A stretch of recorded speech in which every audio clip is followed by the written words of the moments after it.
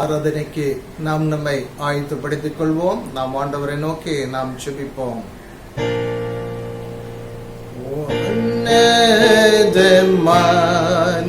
கர்த்தரே இவ்வோய்வு நாளை தந்தீரே, இதற்காய் உம்மை போற்றுவோம், சந்தோஷமாய் ஆராதிப்போம்.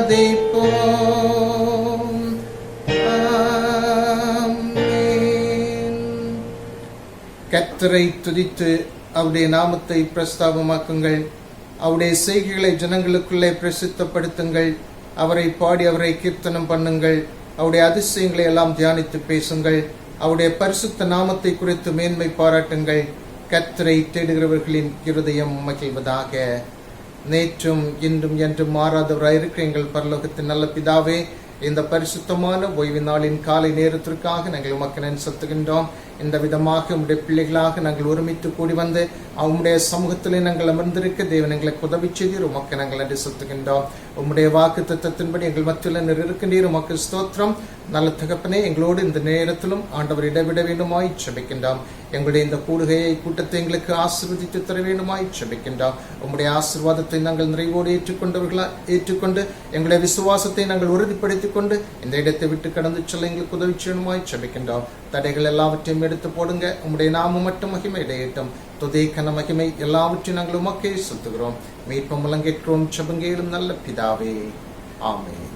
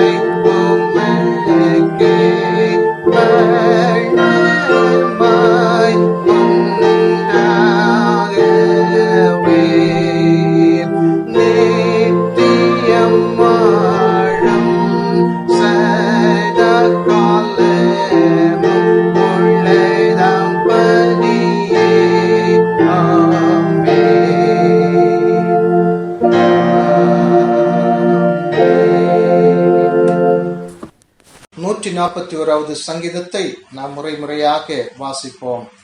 கர்த்தாவே, உம்மை நோக்கி கூப்பிடுகிறேன், என்னிடத்திற்கு வர தீவிரியும். நான் உம்மை நோக்கி கூப்பிடுகையில் என் சத்தத்திற்கு செவிகொடும். என் விண்ணப்பம் உமக்கு முன்பாக தூபமாகவும் என் கையெடுப்பு அந்தி பலியாகவும் இருக்க கடவது. கர்த்தாவே, என் வாய்க்கு காவல் வையும், என் உதடுகளின் வாசலை காத்துக்கொள்ளும். அக்கிரமம் செய்கிற மனுஷரோடே ஆகாமிய கிரியைகளை நடப்பிக்கும்படி என் இருதயத்தை துன்மார்க்கத்திற்கு இணங்க ஒட்டாதேயும். அவர்களுடைய ருசியுள்ள பதார்த்தங்களில் ஒன்றையும் நான் சாப்பிடாமல் இருப்பேனாக. நீதிமான் என்னை தயவாய் குட்டி என்னை கடிந்து கொள்ளட்டும். அது என் தலைக்கு எண்ணெயை போல் இருக்கும். என் தலை அதை அல்ல தட்டுவதில்லை. அவர்கள் இக்கட்டுகளில் நான் இன்னும் ஜெபம் பண்ணுவேன்.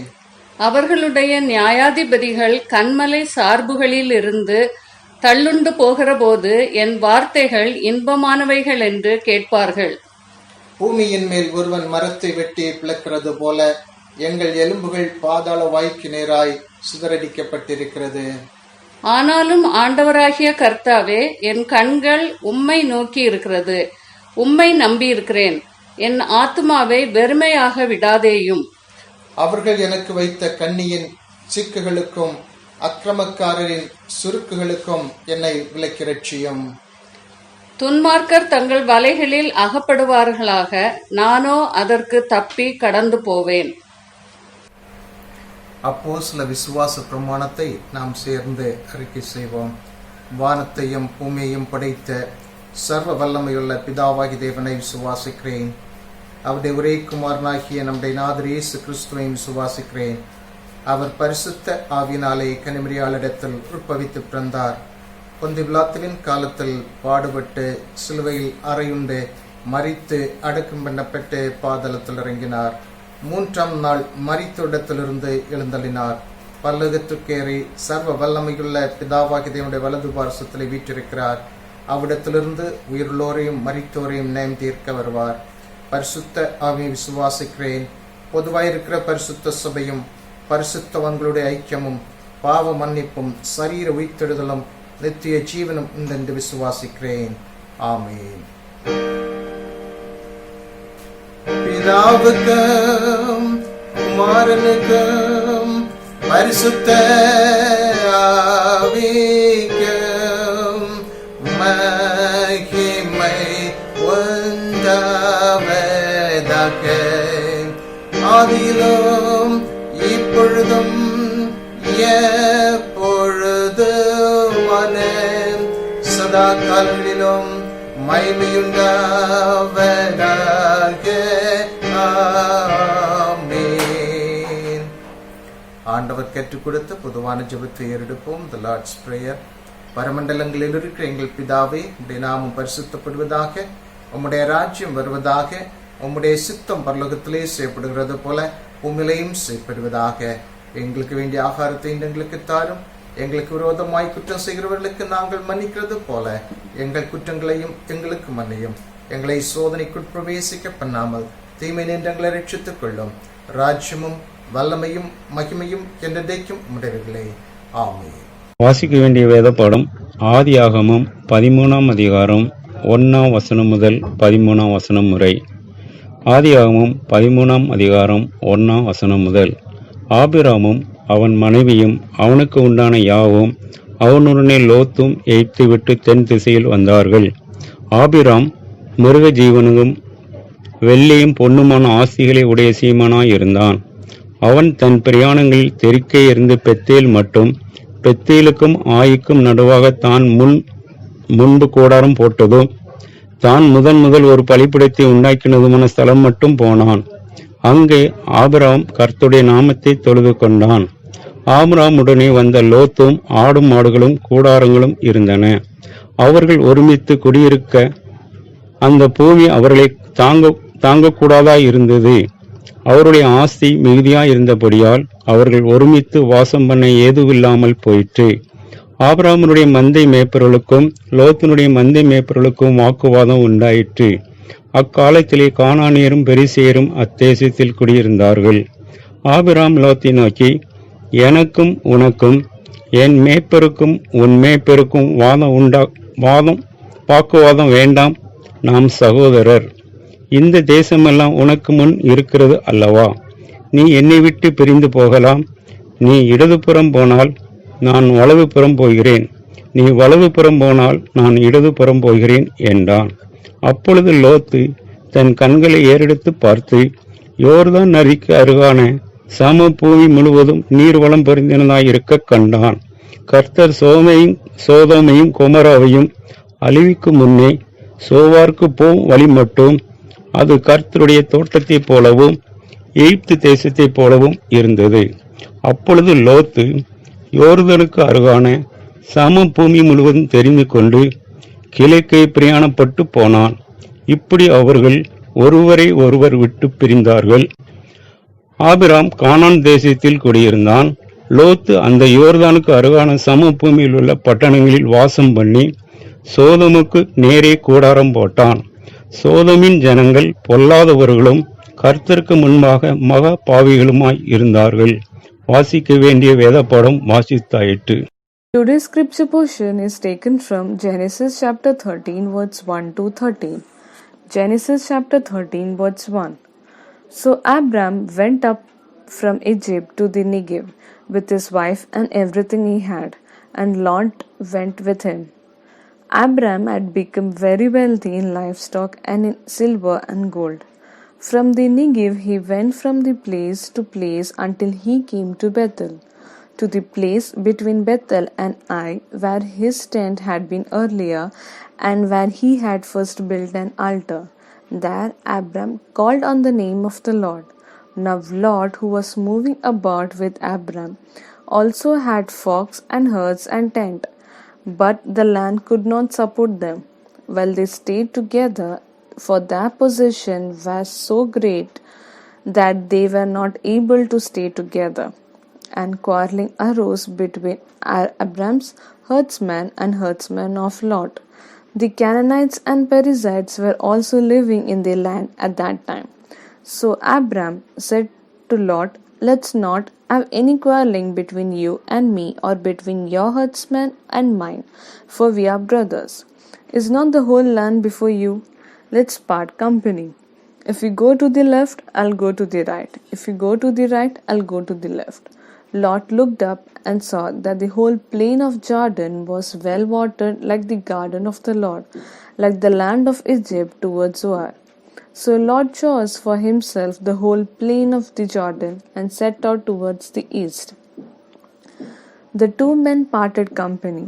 Abram lived in the land of Canaan, while Lot lived among the cities of the plain and pitched his tent near Sodom. Now the men of Sodom were wicked and were sinning greatly against the Lord. Here ends our today's scripture portion. நாம் ஆண்டவரை நோக்கி நாம் ஜெபிப்போம். சகல நன்மைகளுக்கும் ஆசீர்வாதங்களுக்கும் ஊற்றுமுறை விடுவமாக இருக்கிற எங்கள் நல்ல பிதாவே, இந்த பரிசுத்தமான ஓய்வு நாளின் காலை நேரத்திற்காக நாங்கள் உமக்கு நேசிக்கின்றோம். இந்த நாளிலும் இந்த விதமாக உங்களுடைய பிள்ளைகளாக நாங்கள் கூடிவர உம்மை தொழுதுள்ள எங்களுக்கு நீர் தந்த இந்த ஸ்லாக்கியத்திற்காக வாய்ப்பிற்காக நாங்கள் உமக்கு நேசிக்கின்றோம். அன்புள்ள பிதாவே, எங்களுடைய அன்பிற்காக ஸ்தோத்திரம். எங்களை நீர் தெரிந்து கொண்டமைக்காக உமக்கு நாங்கள் நன்றி செலுத்துகின்றோம். உம்முடைய தோட்டத்தில் உம்முடைய கூலியாட்களாக வைத்திருக்கிறீர் நன்றி செலுத்துகின்றோம். ஆவியானவர் தொடர்ந்து எங்களோடு கூட இருக்க வேண்டுமாய் செபிக்கின்றோம். தகப்பனே, எங்களுடைய திருச்சபையின் குடும்பங்களை உடைய கரத்திலே ஒப்புக் கொடுத்து நாங்கள் செபிக்கின்றோம். அவர்கள் இருக்கின்றவர்கள், தூரத்தில் இருக்கின்றவர்கள் எல்லோரையும் உடைய கரத்திலே தருகின்றோம். பேர் பேராக அவர்களை சந்தித்து ஆண்டவர் ஆசீர்வதிக்க வேண்டுமாய் செபிக்கின்றோம். தகப்பனே, குடும்பத்தின் தலைவர்களையும் தாய்மார்களையும் பிள்ளைகளையும் எல்லோரையும் உங்களுடைய கரத்திலே ஒப்புக் கொடுத்து நாங்கள் செபிக்கின்றோம். ஆண்டவர் ஆசீர்வதிக்க வேண்டுமாய் செபிக்கின்றோம். அவர்களுடைய பிள்ளைகளுடைய அலுவலக பணிகளிலே கூட உதவி செய்வீராக. அநேகர் வீட்டில் இருந்து வேலையை செய்து வருகின்றார்கள். சிலருக்கு இன்னும் அவங்க வேலை செய்கிற இடத்திற்கு போக முடியாத நிலைமையில் இருக்கின்றார்கள். அவர்களுக்கு ஆண்டவர் இறங்கி உதவி செய்வீருமாய் செபிக்கின்றோம். தகப்பனே, உமது பிள்ளைகளுடைய குடும்பத்தில் இருக்கின்ற எல்லா தேவைகளையும் ஆண்டவரை நீர் சந்திக்க வேண்டுமாய் செபிக்கின்றார். இந்த லாக்டவுன் நாட்களிலும் கூட ஆண்டவருடைய கிருபை உமது பிள்ளைகளோடு கூட இருந்து தாங்கி வருகின்றமைக்காக நாங்கள் உமக்கு நன்றி செலுத்துகின்றோம். அவர்களை ஆசீர்வதிப்பீராக. உம்முடைய ஆளுகைக்குள்ளாக உமது பிள்ளைகளை வைத்துக் கொள்ள வேண்டுமாய் செபிக்கின்றோம். ஆண்டவருடைய சமூகத்திலிருந்து கற்றுக்கொள்ள உதவி செய்வதுமாய் செபிக்கின்றோம். ஆண்டவரை நல்ல தேவனை தேவைகளோடு இருக்கின்ற குடும்பங்கள் உண்டு. அவருடைய தேவைகளை ஆண்டவர் சந்திக்க வேண்டுமாய் செபிக்கின்றோம். தகப்பனே, உம்முடைய கரத்திலே ஒப்புக் கொடுத்து நாங்கள் செபிக்கின்றோம். அன்றைக்குள்ள அப்பத்தையும் தண்ணீரையும் கொடுத்துள்ள வேண்டுமாய் செபிக்கின்றோம். சரீரத்துக்கு வேண்டிய சூழ்நிலைகளை ஆண்டவர் கொடுத்துள்ள வேண்டுமாய் செபிக்கின்றோம். தகப்பனே, எங்களுடைய திருச்சபை ஊழியர்களும் நல்லபடியாக நடக்க எங்களுக்கு உதவி செய்யணுமாய் செபிக்கின்றோம். ஆண்டவரே, எங்களுடைய திருச்சபை கூட ஆண்டவரே சீக்கிரத்துல திறக்க உதவி செய்யணுமாய் செபிக்கிறோம். உங்களுடைய ஆலயத்திலே நாங்கள் கூடி வந்து உம்மை மகிமைப்படுத்த ஆண்டவர் எங்களுக்கு உதவி செய்யணுமாய் செபிக்கின்றோம். தகப்பனே, இப்பொழுதும் கூட எங்களுடைய தேசத்தினுடைய சமூகத்திலே தருகிறோம். ஆண்டவரே, எல்லா காரியங்களையும் ஆண்டவர் அங்கிருக்கின்ற தகப்பனே, பொருளாதார நெருக்கடி என்னும் அரசியல் கூட நெருக்கடிகள் எல்லாம் இருக்கின்றது. இருந்தாலும் காரியங்களை தேவன் அருவி தகப்பனே ஆண்டவர் செயல்பட வேண்டுமாய் செபிக்கின்றோம். எங்களுடைய தேசத்துக்கு நேரட்சிப்பை தத்தள்ள வேண்டுமாய் செபிக்கின்றோம். ஆண்டவரே, எங்களுடைய தேசத்தில் இந்த கொரோனா வியாதி நிமித்தமாக தேசம் முழுவதும் ஆண்டவரே முடங்கி கிடக்கிறது. தகப்பனே, இதிலிருந்து எங்களுக்கு ஒரு விடிவை ஆண்டவர் கட்டளையிட வேண்டுமாய் செபிக்கின்றோம். தகப்பனே, இப்பொழுதும் ஆண்டவரே சில ஊடகங்களின் மூலமாக நாங்கள் கேள்விப்படுகிறோம். இதுவும் ஒரு வியாபார நோக்கத்தோடு செய்து வருகின்ற கூட்டம் ஏராளம் இருக்கின்றது என்று சொல்லி உண்மையை நீர் ஒருவரை ஆண்டவரே அறிவித்தே எல்லாவற்றுக்கும் இறங்கி உதவி செய்யணுமாய் செபிக்கின்றோம். தகப்பனே, அன்புள்ள பிதாவே, இந்த வேலையில் கூட எங்களுடைய தேசத்தில் நம்முடைய பணிகளை செய்து வருகிற ஊழிய இயக்கங்களையும் ஊழியர்களையும் இந்த கரத்திலே ஒப்புக் கொடுக்கிறோம். அதையும் ஆசீர்வதிங்க. திருச்சுவையின் குழுக்களை இந்த கரத்திலே ஒப்புக் கொடுக்கிறோம். மிஷனரி இயக்கங்களையும் பிள்ளைகளும் இந்த கரத்திலே ஒப்புக் கொடுக்கிறோம். அவர்களையும் ஆசீர்வதிங்க. தேவையும் சந்திக்கின்றமாய் செபிக்கின்றோம். எங்களுடைய தேசத்துக்கு நீ தந்த மழைக்காக ஸ்தோத்திரம். ஆண்டவரை மழை நிறுத்தியால அநேக இடங்களில பேரழிவுகள் ஏற்பட்டு இருக்கின்றது. தகப்பனே, அநேக உயிர்கள் இழந்திருக்கின்றார்கள். தகப்பனே, அந்த குடும்பங்களுக்கு ஆண்டவர் ஆறுதலை கொடுக்க வேண்டுமாய் செபிக்கின்றோம். இன்னும் பல பகுதிகளிலே மழை மிகவும் குறைவாக இருக்கின்றது. அவர்களுக்கும் போதுமான மழையை தேவன் கட்டளையிட வேண்டுமாய் செபிக்கின்றார். தகப்பனே, அன்புள்ள தகப்பனே, எப்பொழுதும் கூட எங்களுடைய திருச்சபையில் உடைய கரத்திலே ஒப்புக் கொடுக்கிறோம். மெத்தடிஸ்ட் சபைகளுக்காக நாங்கள் வருகின்றோம். தமிழ் சபைகளை உடைய கரத்திலே ஒப்புக் கொடுக்கிறோம். பாம்பே பேராயத்தினுடைய சமூகத்திலே தருகிறோம். ஒவ்வொரு சபைகளையும் குருமார்களையும் ஆண்டவரை ஆசீர்வதிக்க வேண்டுமாய் சொல்லிக்கின்றோம். அர்ப்பணத்தோடு உம்முடைய பணியும் செய்வதும் நிச்சயமாய் சொல்லிக்கின்றோம். எங்களுடைய திருச்சபையை மறுபடியும் உடைய கரத்திலே ஒப்புக் கொடுத்து நாங்கள் சொல்லிக்கின்றோம். தொடர்ந்து இந்த ஊழியம் நல்லபடியாக நடந்தேறுவதும் நிச்சயமாய் சொல்லிக்கிறோம். ஆண்டவரே, பிள்ளைகள் இருக்கிற இடங்களில் பத்திரமாக பாதுகாத்துக் கொள்ள வேண்டுமாய் சொல்லிக்கின்றார். நல்ல செய்திகளை நாங்கள் பரிமாறிக்கொள்ள உதவி செய்ய துதிக்க மகிமை எல்லாவற்றையும் நாங்கள் உமக்கே சொல்லுகிறோம். மீட்பு மூலம் கேட்கிறோம் சிவங்கியிலும் நல்ல பிதாவே, ஆமென். ஓரிரு அறிவிப்புகள். தொடர்ந்து நாம் உற்சாகத்தோடு ஆண்டவரிடத்தில் நாம் ஜெபிப்போம். நம்முடைய சபைகள் திறக்கப்பட, ஆராதனைகள் மழைது போல ஆலயத்திலே நடைபெற பெறுவதற்காக நாம் ஆண்டவரிடத்தில் நாம் ஜெபிப்போம். கடவுள் சொல்ல ஆகும், அவர் கட்டளையிட நிற்கும் என்று சொல்ல வேதத்திலே வாசிக்கின்றார். ஆண்டவரிடத்தில் நாம் ஜெபிக்கலாம். ஆண்டவர் பெரிய காரியங்களை நம்முடைய வாழ்விலும், திருச்சபையின் வாழ்விலும், நம்முடைய தேசத்தின் வாழ்விலும் ஆண்டவர் கட்டளையிடுவாராக. இந்த வாரத்தில் பிறந்த நாளை சந்திக்கிறவரே பேர்களை வாசிக்கின்றேன். 28/8 Mrs Sugantha George. 29/8 master Johnson யோவான். திருச்சபையின் சார்பிலே பிறந்த நாளை சந்திக்கின்ற நமது திருச்சபை நண்பர்களுக்கு நன்றியை நான் தெரிவித்துக் கொள்கின்றேன். கண்ணின் மணி போல் காத்தீரே, எம்மை துதியே துதியே துதித்திடுவே. கண்ணின் மணி போல் காத்தீரே, எம்மை துதியே துதியே துதித்திடுவே. அண்ணலே உந்தன் அருளாலே அடியாரை கண் பார்த்தீரே.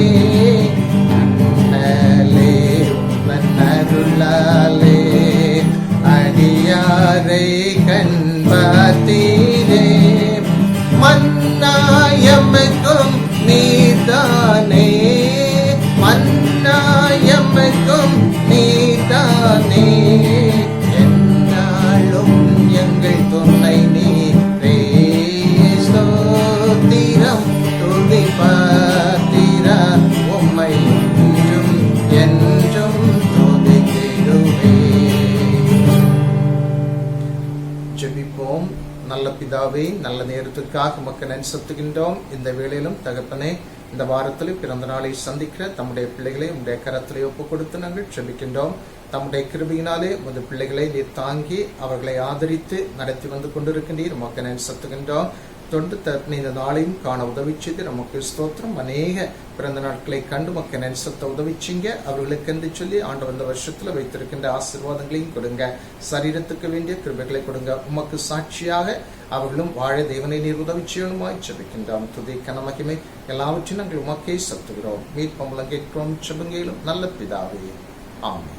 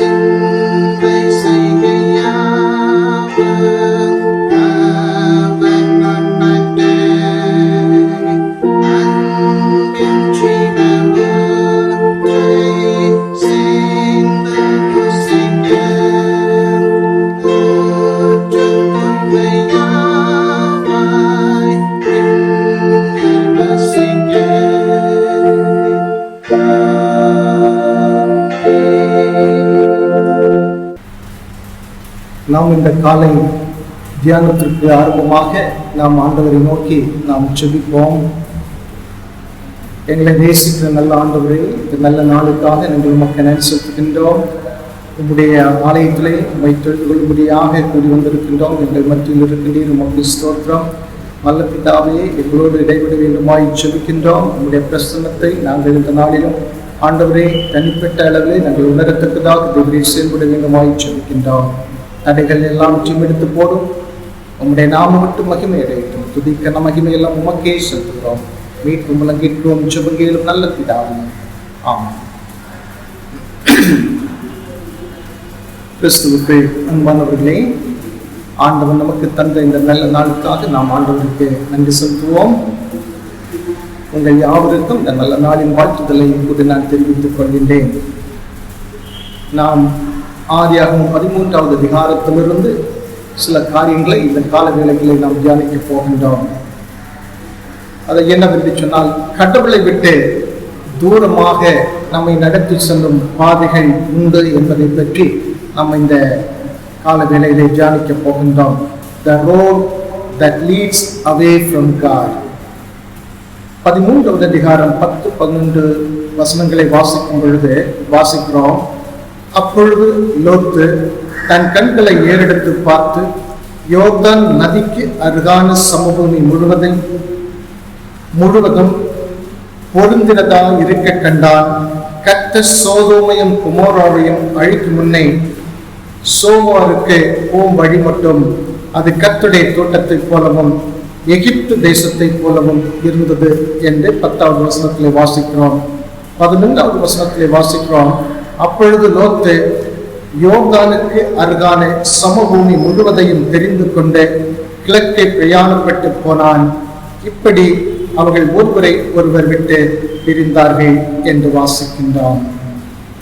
இங்கு என்ன பார்க்கிறோம் என்றால், லோத்து யோர்தானுக்கு அருகான சமபூமி முழுவதும் அவன் தெரிந்து கொண்டான் என்று வாசிக்கின்றான். அங்கே பட்டணங்களிலே அவன் வாசம் பண்ணி சோதோமுக்கு நேராக கூடாரம் போட்டான் என்று வாசிக்கிறோம்.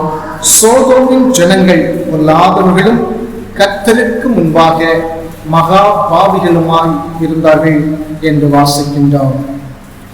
இன்று நமக்கு வேதனையாக இருக்கின்ற ஒரு விஷயம் என்னவென்றால், சில நபர்கள் அல்லது சில குடும்பங்கள் ஆரம்பத்தில் மிக அதிக வைராக்கியத்தோடு திருச்சபையின் காரியங்களில் கலந்து கொண்டு திருச்சபை காரியங்களில் அவர்கள் கலந்து கொண்டு ஆதரவு கொடுத்து வந்தவர்கள் பிறகு கொஞ்ச நாட்கள் கழிந்த பிறகு கொஞ்சம் கொஞ்சமாக அவர்கள் தூரமாக போய்விடுகின்றார்கள்.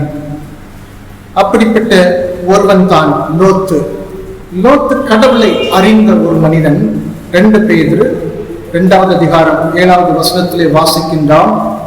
ரைச்சியஸ் லோத் என்று வாசிக்கிறோம். நீதிமானாகிய லோத் என்று வாசிக்கின்றான். அவனது நீதியுள்ள ஆத்மாவையே அது குறிக்கிறது. ஆனால் அவன் பிந்தின நாட்களை பார்க்கும் பொழுது லோத்துடைய வாழ்க்கை மிகவும் வேதனையில் முடிவதை நாம் பார்க்கின்றோம். அவனது குடும்பம் சின்னாபின்னமாக உடைகிறது. இங்கு நாம் காணும் முக்கியமான போதனை என்னவென்று சொன்னால், கடவுளை விட்டு தூரமாக நம்மை நடத்தி செல்லும் பாதைகள் உண்டு என்பதை பார்க்கின்றோம். உலகத்திற்குள்ளும் பாவத்திற்குள்ளும் அந்த பாதை நம்மை வழிநடத்தி செல்லும் என்று காண்கிறோம். There is a road that leads away from God and into worldliness and sin. ஆனால் லோத்தின் வாழ்வில் பார்ப்போம் என்று சொன்னால், அவனுடைய அதாவது சாலை ஓரங்களிலே நமக்கு திசை காட்டும் பலகை வைத்திருப்பது போல அவருடைய வாழ்க்கையிலும் அநேக பலகைகள் வைக்கப்பட்டிருந்தது. அதை பற்றி நம்ம பார்க்க போகின்றோம். முதலாவது அந்த சைன் போஸ்ட் என்னவென்று சொன்னால் காண்டம்ப்ளேஷன் என்று பார்க்கின்றோம். அதாவது 10வது வசனத்திலே வாசிக்கின்றோம். அப்பொழுது லோத்து தன் கண்களை ஏறெடுத்து பார்த்து என்று வாசிக்கின்றோம். Lot lifted up his eyes and beheld. கண்களை ஏறெடுத்து பார்த்து என்று வாசிக்கின்றோம். அதாவது என்ன பார்க்கிறோம் என்று சொன்னால், அந்த நபர் தன் மனதிலே அந்த காரியம் அவனது மனதிலே பதிந்து விட்டது என்பதாக நாம் பார்க்கின்றோம். இதை போலத்தான் இன்று லோத்து என்ன அவன் கண்களை ஏறெடுத்து பார்த்து என்று பார்க்கிறோம் என்றால், அவனுடைய மனதிலே ஏற்கனவே அவன் அந்த காரியத்தை குறித்து அவன் ஒரு தீர்மானம் எடுத்து விட்டான் போல அது தெரிகிறது. இது கடவுளை விட்டு பின்வாங்குவதற்கு முதல் படி என்று பார்க்கின்றோம். People take their first step away from God when they contemplate a choice that would lead away from God rather than to Him என்று வசனத்திலே வாசிக்கின்றோம். அவன் கண்களை ஏறெடுத்து பார்த்து என்றால் ஏற்கனவே மனதிலே அவன் அந்த காரியத்தை அவன் தெரிந்தெடுத்து விட்டான் என்பதாக நாம் பார்க்கின்றோம். இதே போலத்தான் இன்றும் நமக்கும் கூட நமக்கு முன்பாக அதாவது பலவிதமான காரியங்களை வைக்கப்பட்டிருக்கிறது என்றால் நாம் எதை நாம் தெரிந்தெடுப்போம்? இங்கு லோத்து அவனுடைய கண்களில் தென்பட்டது என்னவென்று சொன்னால் அந்த செழிப்பான சமபூமி, அதை அவன் தெரிந்தெடுப்பதை நாம் பார்க்கின்றோம். இங்கு ஆபிரகாம் லோத் அவர்களை பற்றி இந்த பகுதியிலே நாம் வாசிக்கின்றோம். ஆபிரகாமுடைய வேலைக்காரர்களுக்கும் லோத்துடைய வேலைக்காரர்களுக்கும் இடையிலே வாக்குவாதம் ஏற்படுகின்றது. ஒருமித்து வாழக்கூடாமல் போகின்றது. அந்த நேரத்தில் ஆபிரகாம் லோத்தை அழைத்து, நமக்குள்ளாக எதற்கு வாக்குவாதம்? நீ வலதுபுறம் போக விரும்பினால் வலதுபுறம் போ, நான் இடதுபுறம் போகிறேன், அல்லது நீ கிழக்கே போவாய் என்றால் நான் மேற்கே போகிறேன் என்று சொல்லி ஆபிரகாம் லோத்தை பார்த்து சொல்கின்றான்.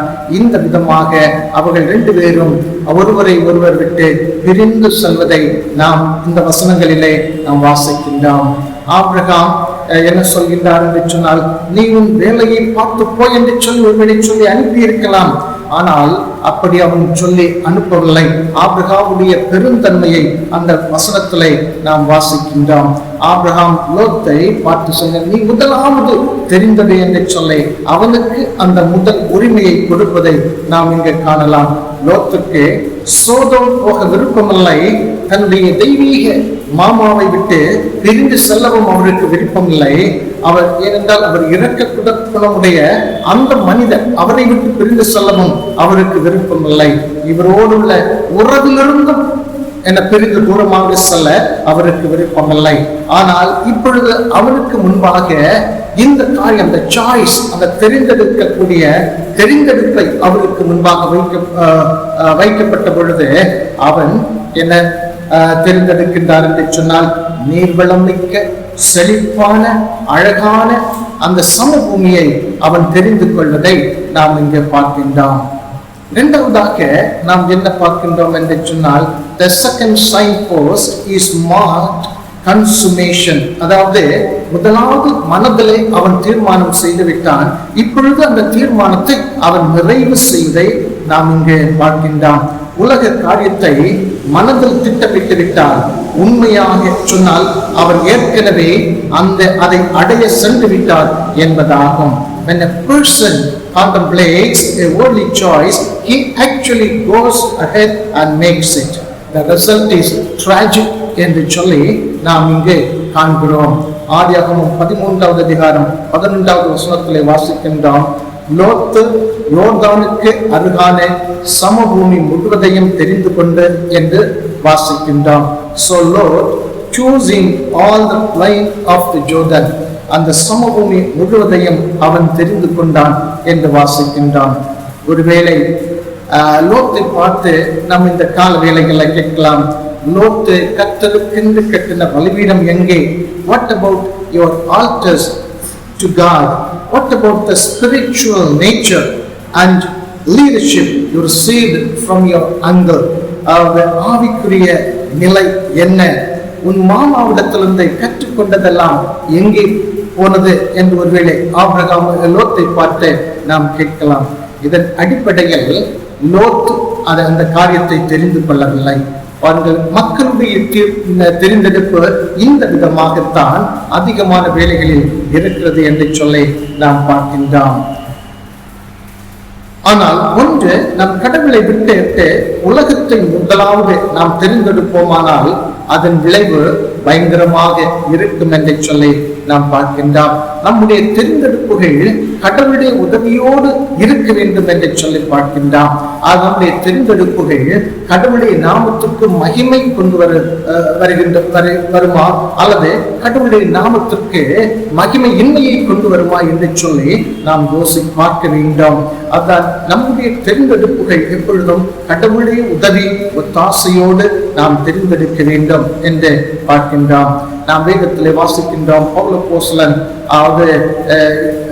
எழுதுகின்றார், தேமா என்பவர் என்னை விட்டு போய்விட்டார், அவர் உலகத்தின் மீது ஆசை வைத்து அவர் என்னை விட்டு போய்விட்டார் என்று சொல்லி பவுல் அப்போஸ்தலன் தேமாவை பார்த்து எழுதுகின்றார். இதே போலத்தான் இங்கும், அதாவது லோத்து உலகத்தின் மீது ஆசை வைத்து அவர் அவருடைய மாமாவை விட்டு தூரமாக செல்வதை காண்கின்றோம்.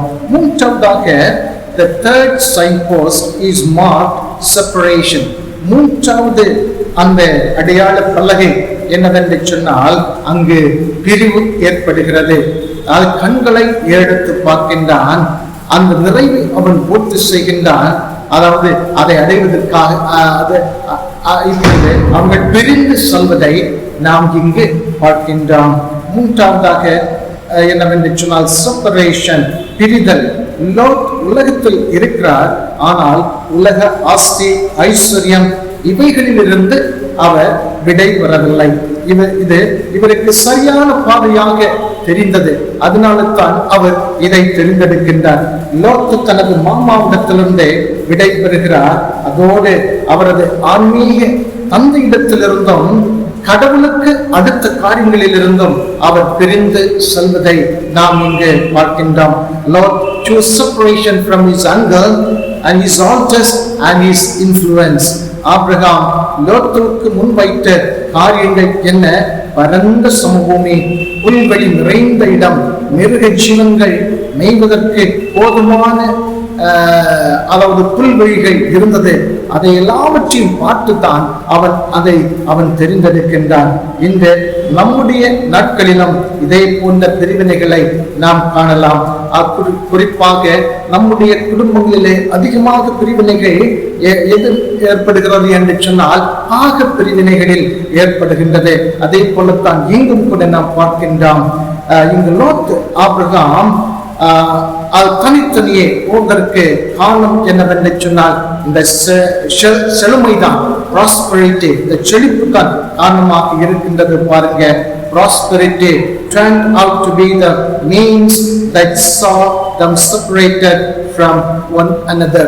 ஆதியாகமம் 13:12 வசனத்திலே வாசிக்கின்றான், லோத்து அவர் கிழக்கை நோக்கி பிரயாணப்பட்டு போய் என்று சொல்லி வேத வசனத்திலே வாசிக்கின்றான். They separated themselves from one another. இந்த விதமாக இவர்கள் ஒருவரை ஒருவர் விட்டு பிரிந்து சென்றனர் என்று வேதத்திலே வாசிக்கின்றான். இந்த விதமாக லோத் ஆபிரகாமை விட்டும் கடவுளுக்கு அடுத்த காரியங்களை விட்டும் தூரமாக சென்று துன்மார்க்கமான பட்டணமாகிய சோதோமுக்கு அருகில் தனது கூடாரத்தை போட்டான் என்று வாசிக்கின்றான். Lot went further and further away from Abraham and his godly influence and kept on pitching his tents nearer and nearer to the wicked city of Sodom. அதாவது அந்த சோதோம் பட்டணத்திற்கு அருகில் தனது கூடாரத்தை அவன் போட்டான் என்று வாசிக்கின்றான். இந்த நாட்களிலும் இதே போன்ற நடத்தைகளை நாம் காணலாம். ஒரு காலகட்டத்தில் மிகவும் வைராக்கியத்தோடு ஆண்டவருக்காக ஆண்டுடைய காரியத்தில் ஈடுபாடு கொண்டு வாழ்ந்தவர்கள் சில காரணங்களை காட்டி சபையை விட்டு அவர்கள் தூரம் போய்விடுகின்றனர். இங்கு ஒன்றுமில்லை, அங்குதான் மேய்ச்சல் அதிகமாக இருக்கின்றது என்று சொல்லி அவர்கள் போய்விடுகின்றனர். Some families do that today. They were once faithful members of a church, then they pulled out stakes and moved out of the church. சபையை விட்டு அவர்கள் தூரம் போய்விடுகின்றனர். போன இடம் நன்றாக இருக்கிறது, சபையோடு சேர்ந்து உற்சாகமாக காரியங்களில் பங்கு கொள்வேன் என்று உறுதிமொழியும் எடுத்து செல்கின்றார்கள். ஆனால் நாட்கள் போக போக கிறிஸ்தவ வட்டத்திற்கு வெளியே உள்ள நண்பர்களை அவர்கள் தெரிவு செய்கின்றனர். இவர்களுடைய இருதயமும் குளிர்ந்து போகின்றது, அவருடைய விளக்கும் கூட அணைந்து போகின்றது. இந்த நியூ பிளேஸ் worldly interest என்பது உலக காரியங்கள் அவர்களுக்குள்ளாக பிரவேசிக்கின்றது. They drifted further away from God. கடவுளை விட்டு இன்னும் அதிகமாக தூரம் செல்கின்றார்கள். Their families like Lot grew up and accept pagan morals and ethical standards.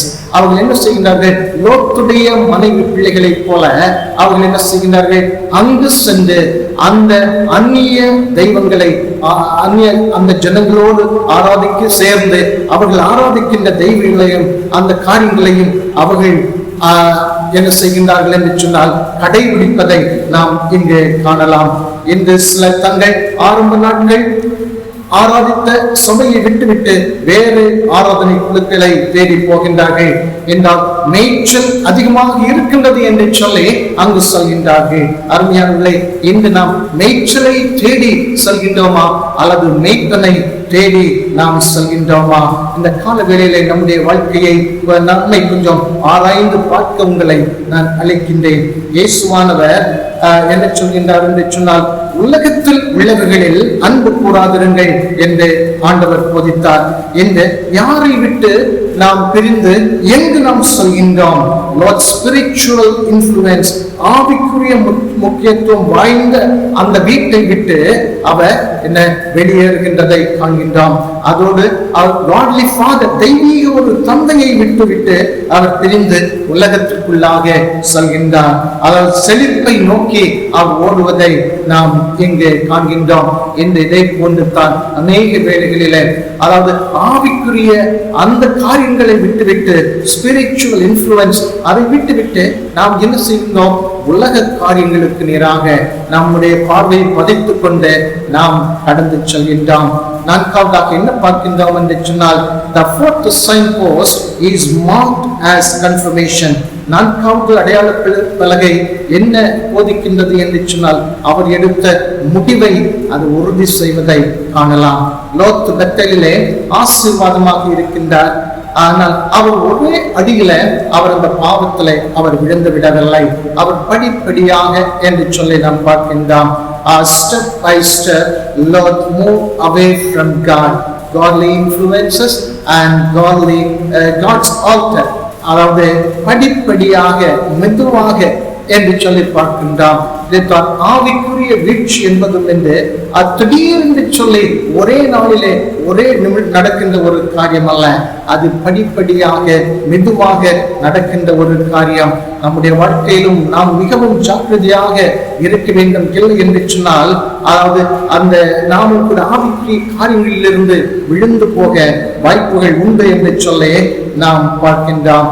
பாவத்திற்கும் உலகத்திற்கும் அந்நிய வழிபாடுகளுக்கும் நேராக நடத்தி செல்கின்றது என்று சொல்லி பார்க்கின்றோம். லோத்துவை ஆவிக்குரிய இந்த முக்கியத்துவத்திலிருந்து ஒரு ஆண்டவருக்கு என்று கட்டின பலிபீடத்திலிருந்து அவன் உலகத்திற்குள்ளாக செல்கின்றான், பாவத்திற்குள்ளாக செல்கின்றான், அந்நிய வழிபாடுகளுக்கு நேராக அவன் செல்வதை நாம் இங்கு பார்க்கின்றோம். ஆதியாகமம் 13:12 வசனத்தில் வாசிக்கின்றோம். He looked, he chose, he journeyed east என்று சொல்லி வாசிக்கின்றான். அவன் கண்களை ஏறெடுத்து பார்க்கின்றான், அதை தெரிவு செய்கின்றான், அவன் பிரயாணப்பட்டு போகின்றான் என்று சொல்லி வாசிக்கின்றான். அன்புக்குரியவர்களே, இன்றும் கூட இதே போலத்தான் என்ன பார்க்கின்றோம் என்று சொன்னால், நாமும் கூட இதே விதமாகத்தான் கடந்த அநேக வேளைகளிலே தீர்மானங்களை நாம் எடுக்கின்றோம். ஒரு வாலிபன் இருந்தான். அவன் அந்த நாட்களிலே 95-96 வருஷங்களிலே நல்ல ஒரு வேலையில இருந்தான். அவனுடைய தந்தை ஒரு முறை கேட்கும் பொழுது, என்னுடைய மகனுக்கு இங்கு பாம்பேயிலே அல்லது இந்தியாவிலே 50,000 ரூபாய் சம்பளம் கிடைக்கும் என்று சொன்னால் அவன் நம்முடைய தேசத்தை விட்டு அயல் நாட்டுக்கு போயிருக்க மாட்டான் என்று சொல்லி. ஆனால் இங்கு சபை காரியங்களோடு உற்சாகமாக எல்லாவற்றிலும் கலந்து கொள்வான். ஆனால் இப்பொழுது எப்படிப்பட்ட வாழ்க்கை என்று சொல்லி நமக்கு தெரியாது. ஆனால் இப்பொழுது கை நிறைய காசு கிடைக்கிறது. அமெரிக்காவிலே அவன் வேலை செய்து வருகின்றான். அன்புக்குரியவர்களே, இன்னும் இதே விதமான அவன் மனநிலையோடு தான் அதிகமான வேளைகளிலே நாம் நம்முடைய காரியங்களை செய்து வருகின்றோம். ஆனால் இங்கு பார்க்கும் பொழுது யோர்தானுக்கு அதிகமான சமபூமியில் உள்ள பட்டணங்களில் வாசம் பண்ணி சோதோமுக்கு நேராக அவன் கூடாரம் போட்டான் என்று வாசிக்கின்றான். Lot dwelt in the cities of the plain and moved east and as further as Sodom என்று சொல்லி வாசிக்கின்றான். லோத் கடவுளின் பலிபீடத்தை கட்டுவதற்காக சோதோமுக்கு அவன் செல்லவில்லை. மாறாக அப்போஸ்தலனாகிய பவுல் அவர் ரோம் பட்டணத்திற்கு புறப்பட்டு சொல்கின்றார். எதற்கு என்று சொன்னால் அவர் எழுதுகின்றார், அந்த பட்டணத்தில் உள்ளவர்கள் கடவுளை அறியாதவர்களாக இருந்தார்கள், பாவம் நிறைந்த பட்டணம் என்று சொல்லி அவர் எழுதுகின்றார். அந்த இடத்திற்கு அதாவது சொத்து சேர்ப்பதற்காக, பொருள் சேர்ப்பதற்காக, வியாபார நோக்கத்தோடு பவுல் அப்போஸ்தலன் ரோமாபுரிக்கு அவன் சொல்லவில்லை. சுவிசேஷத்தை அவன் அங்கு உள்ள மக்களுக்கு சுமந்து செல்வதாக அங்கு எழுதப்பட்டிருப்பதை நாம் வாசிக்கின்றோம். Paul moved out not on a commercial venture nor for economic reason but in the power of God as an ambassador of Jesus Christ. ஆண்டவருடைய ஒரு ஸ்தானாதிபதியாக அங்கு அவர் கடந்து செல்வதை நாம் இங்கு காணலாம். ஆனால் லோத்து இங்கு எதற்காக சென்றார் என்று சொன்னால் சபைகளை ஸ்தாபிக்க அவர் கடந்து செல்லவில்லை. அவருடைய நோக்கம் செழிப்பான சமபூமி, அதுதான் அவனுடைய மன கண்களுக்கு முன்பாக இருந்தது. அவன் பணம் சம்பாதிப்பதற்காகத்தான் அவன் சோதோமுக்கு நேராக அவன் செல்கின்றான். That was his only concern. இறுதியில் நடந்தது என்ன? ஜீவன் தப்ப ஓடிப்போ என்பதுதான். ஜீவன் தப்ப ஓடிப்போ என்று சொல்லி தேவதூதன் லோத்துவை பார்த்து சொன்ன அந்த வார்த்தையை அவன் கேட்கின்றான். சோதோமை விட்டு ஓடுகின்றான். மனைவி உப்பு தூணாக அவர் மாறுவதை நாம் காண்கின்றோம். இறுதியாக 5வது அடையாளம் என்னவென்று சொன்னால் டெசொல்யூஷன், எல்லாம் கலைக்கப்படுகின்றது. பாருங்கள், லோத்து சோதோமிலிருந்து தப்பிவிட்டார். ஆனால் அங்கு அவர் சேர்த்த அல்லது சம்பாதித்த சொத்துக்களை விட்டு அவர் என்ன சொல்ல, எல்லாவற்றையும் விட்டு அவர் செல்கின்றார். ஒன்றும் அவர் எடுத்துச் செல்ல முடியவில்லை. Lot escaped from Sodom but not with his great riches. அவர் அங்கு சம்பாதித்த ஆஸ்திகளையும் ஐஸ்வர்யங்களையும் அவர் எடுத்துச் செல்ல முடியவில்லை. அவருடைய உடம்பில் அணிந்திருந்த அந்த உடையோடு அவர் தப்பி ஓடுகின்றார். ஆனால் அவர் மனைவியின் இதயமோ எங்கிருந்தது? அந்த சோதோமின் மேல் இருந்தது. ஆனால் கடவுளின் சித்தத்தை விட சோதோமில் உள்ள அல்லது சோதோமில் அவர் சேர்த்த ஐஸ்வர்யங்கள் மேல் லோத்துடைய மனைவியின் இருதயம் இருந்தது. அவள் ஓடும் பொழுது என்ன செய்கிறார்? திரும்பி பார்க்கின்றாள். உப்பு தூணாக அவள் மாறுகின்றாள். Lot escaped with only the shirt on his back. His wife, her heart more in love with Sodom than with God's will. She looked back and became a pillar of salt. என்று சொல்லி வேதத்திலே நம்ம வாசிக்கின்றோம். ஓடும் பொழுது திரும்பி பார்க்கின்றார், உப்பு தூணாக மாறுகின்றார். காரணம் என்னவென்று சொன்னால், தேவனுடைய சத்தத்தை கேட்பதற்கு பதிலாக அவர் சோதோமை திரும்பி பார்க்கின்றார். அவருடைய இருதயம் எங்குத்தான் இருந்தது என்று சொல்லி பார்க்கின்றார்.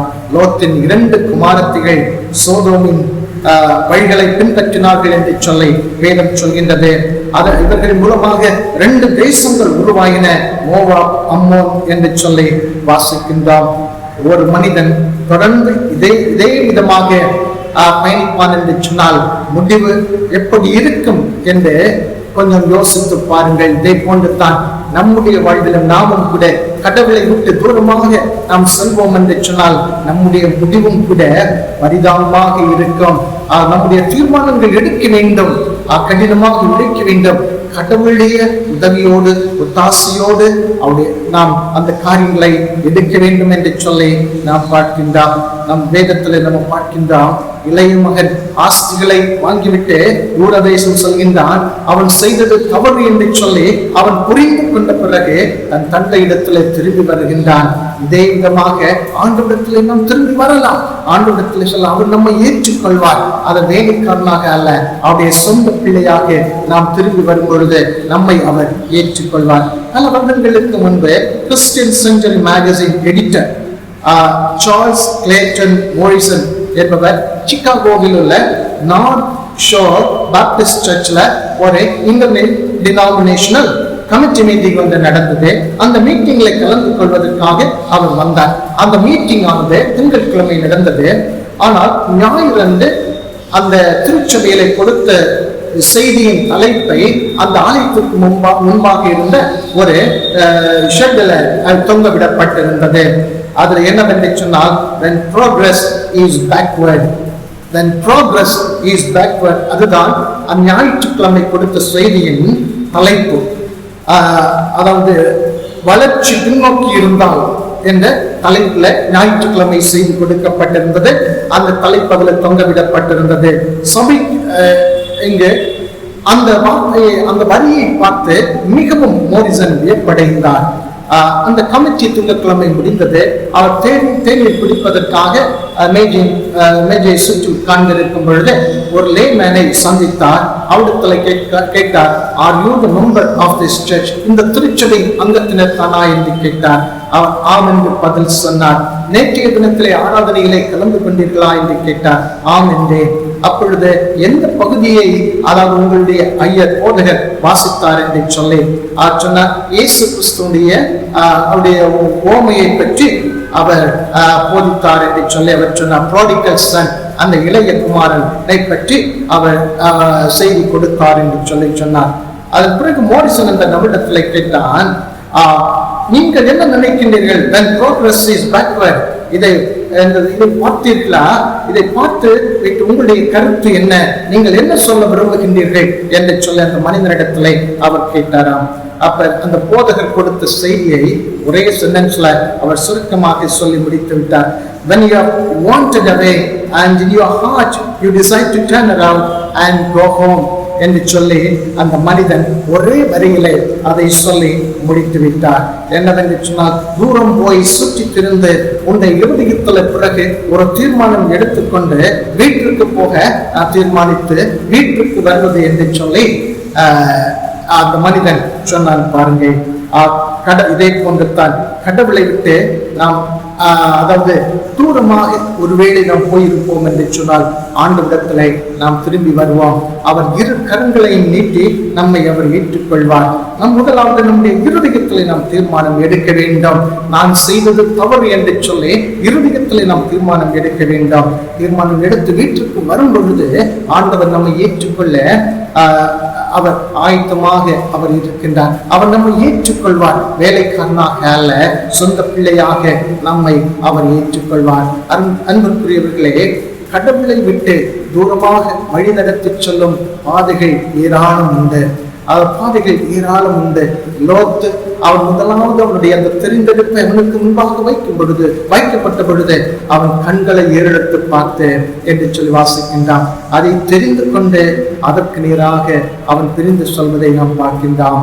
அவருடைய முடிவை பாருங்கள், மிகவும் வேதனையாக அவனுடைய முடிவு இருந்தது. அவனுடைய குடும்பம் சின்ன பின்னமாக சீர்குலைந்து போய்விட்டது.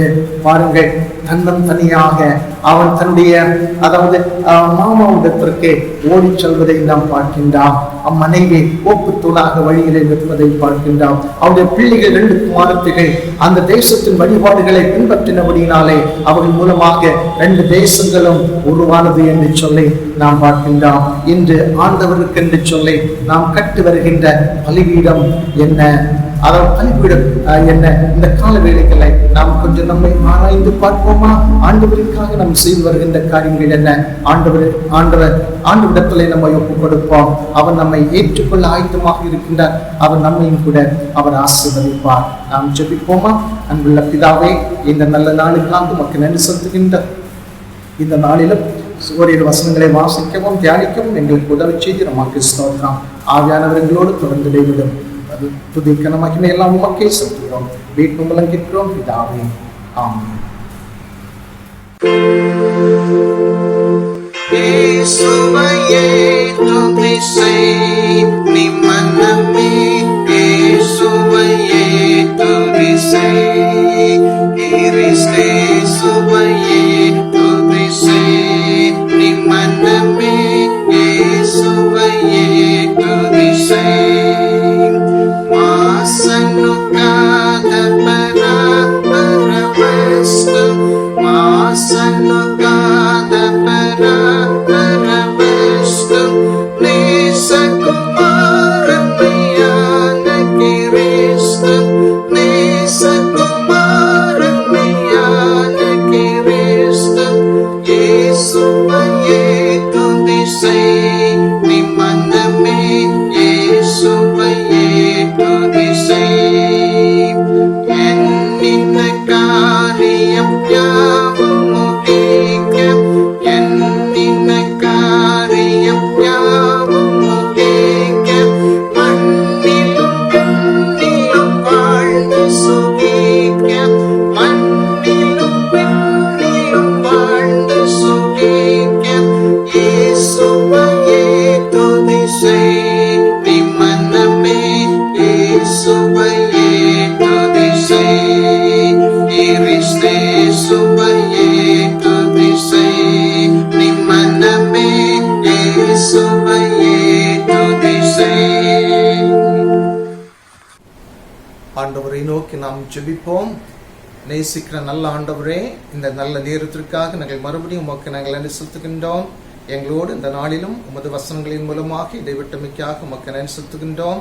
நல்ல பிதாவே, எங்களுடைய திருச்சபையின் குடும்பங்களை மறுபடியும் உடைய கரத்திலே ஒப்புக் கொடுக்கின்றோம்.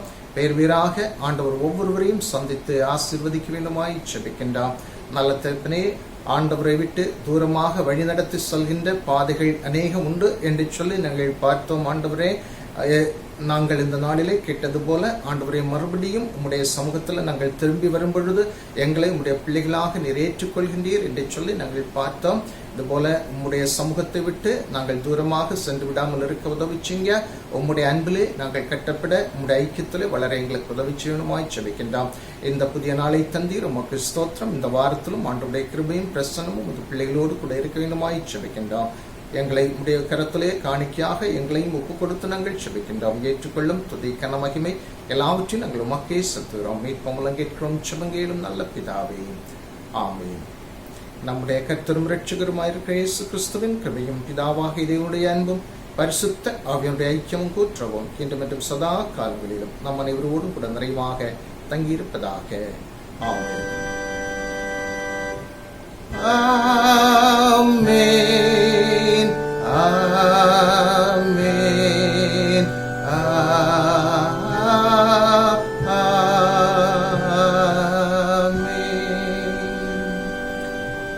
என் ஆத்துமாவே கர்த்தரை ஸ்தோத்திரி, என் முழு உள்ளமே அவருடைய பரிசுத்த நாமத்தை ஸ்தோத்திரி. என் ஆத்துமாவே கர்த்தரை ஸ்தோத்திரி, அவர் செய்த சகல உபகாரங்களையும் மறவாதே. ஆமென். நல்மீட்பரே, என் நேரத்தில் வந்தாசீர்வாதம் கூறுமேன்.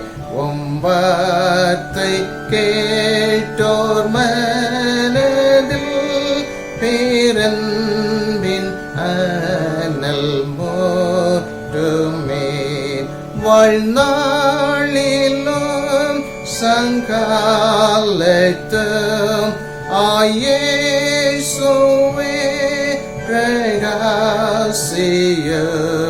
வாழ்நாளிலும் சங்காலத்தும்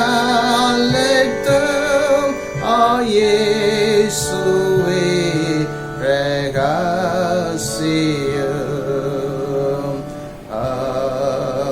ஆமென்.